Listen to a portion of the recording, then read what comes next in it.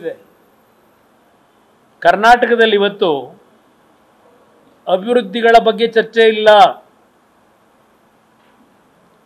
ನಾಡಿನ ಜನತೆಯ ಸಮಸ್ಯೆಗಳ ಬಗ್ಗೆ ಚರ್ಚೆ ಇಲ್ಲ. ಬಹಳ ಪ್ರಾಮುಖ್ಯತೆಯನ್ನು ಪಡೆದಿರತಕ್ಕಂಥದ್ದು ಇವತ್ತು ಕರ್ನಾಟಕ ರಾಜ್ಯದಲ್ಲಿ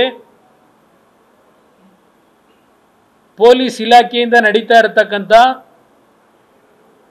ಮತ್ತು ಕೆಲವು ಅಕ್ರಮಗಳ ಸಂಬಂಧಪಟ್ಟಂಥ ವಿಷಯಗಳ ಬಗ್ಗೆ ಪ್ರತಿನಿತ್ಯ ಬೃಹದಾಕಾರವಾಗಿ ನಡೀತಾ ಇದೆ. ರಾಜ್ಯದ ಅಭಿವೃದ್ಧಿ ಏನಾಗಿದೆ? ಕೆಲವು ಭಾಗದಲ್ಲಿ ಹೆಚ್ಚಿನ ಮಳೆ ಆಯಿತು, ಕೆಲವು ಭಾಗದಲ್ಲಿ ಮಳೆ ಇಲ್ಲ, ಕೆಲವು ಭಾಗದಲ್ಲಿ ರೈತರು ಬೆಳೆದ ಬೆಳೆ ಬಿತ್ತನೆ ಹಾಕಿದ್ದು ಮೊಳಕೆನೇ ಹೊಡೆಯಲಿಲ್ಲ, ಕೆಲವು ಕಡೆ ಬಂದ ಬೆಳೆ ಅಕಾಲಿಕ ಮಳೆಗೆಲ್ಲ ಮತ್ತೆ ನಾಶ ಆಯಿತು. ಇದು ಯಾವುದರ ಬಗ್ಗೆ ಯಾರಿಗೂ ಚಿಂತೆ ಇಲ್ಲ. ಪಾಪ ನಿನ್ನೆ ಹೋಗೋದು ಎಂಥದ್ದು ಪ್ರಗತಿ ಪರಿಶೀಲನಾ ಸಭೆ 8 ಗಂಟೆ ಮಾಡೋರಂತೆ. 8 ಗಂಟೆ ನಿನ್ನೆ ಮೈಸೂರಲ್ಲಿ. ಸ್ವಲ್ಪ ಔಟ್ಕಮ್ ಹೇಳಿ ಪ್ರಗತಿ ಪರಿಶೀಲನಾ ಸಭೆದು ಏನೇನು ಮಾಡಿದ್ದೀರಿ ಅಂತ. ಪ್ರಗತಿ ಪರಿಶೀಲನಾ ಸಭೆಯಲ್ಲಿ ಕೊನೆಗೆ ಅಂತಿಮವಾಗಿ ಮೆಸೇಜ್ ಕೊಟ್ಟಿದ್ದ ಅಧಿಕಾರಿಗಳಿಗೆ, ಇದನ್ನು 3ನೇ ತಾರೀಕು ಬರ್ತೀನಿ, ಚಾಮುಂಡಿ ಬೆಟ್ಟದಲ್ಲಿ ದಸರಾ ಉತ್ಸವಕ್ಕೆ ಚಾಲನೆ ಕೊಡಲಿಕ್ಕೆ ಪೂಜೆ ಮಾಡೋಕ್ಕೆ ಬರ್ತೀನಿ ಅಂತ ಫೈನಲ್ ಆಗಿ ಸಭೆಯ ಔಟ್ಕಮ್ಮನ್ನು ನಿನ್ನೆ ಹೇಳ್ಕೊಂಡಿದ್ದೀರಿ. ಅದಕ್ಕೆ 8 ಗಂಟೆ ಸಭೆ ನಿನ್ನೆ ಮೈಸೂರಿನ ಪ್ರಗತಿ ಪರಿಶೀಲನಾ ಸಭೆ.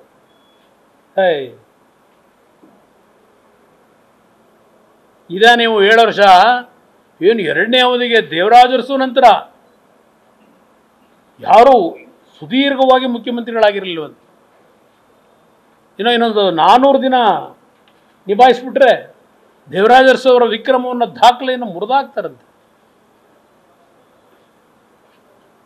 ಏನು ದಾಖಲೆಗೆ ಮುರಿದಾಕಿ ಏನು ದಾಖಲೆ ನೀವು ಇಲ್ಲಿ ಚರಿತ್ರೆಯಲ್ಲಿ ಅನಾವರಣ ಮಾಡ್ಕೊತೀರಿ?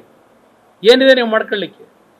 ಮಾತೆತ್ತಿದ್ರೆ ಸಂಗೊಳ್ಳಿ ರಾಯಣ್ಣ ಹೆಸರು, ಮಾತೆತ್ತಿದ್ರೆ ಗ್ಯಾರಂಟಿಗಳನ್ನು ನಾವು ಕೊಟ್ಟು ಸಹಿಸಲಾರದೆ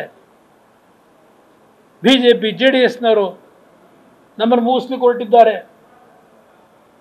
ನಾನೊಬ್ಬ ಹಿಂದುಳಿದ ಮಹಾನ್ ನಾಯಕ, ವರ್ಗದ ನಾಯಕ, ನನ್ನನ್ನು ಮುಗಿಸ್ಬೇಕು ಅಂತ ಹೊರಟಿದ್ದಾರೆ. ಹೊಟ್ಟೆ ಕಿಚ್ಚು, ಹೊಟ್ಟೆ ಕಿಚ್ಚು. ನೋಡ್ತೀನಿ ಡೈಲಾಗ್ನ.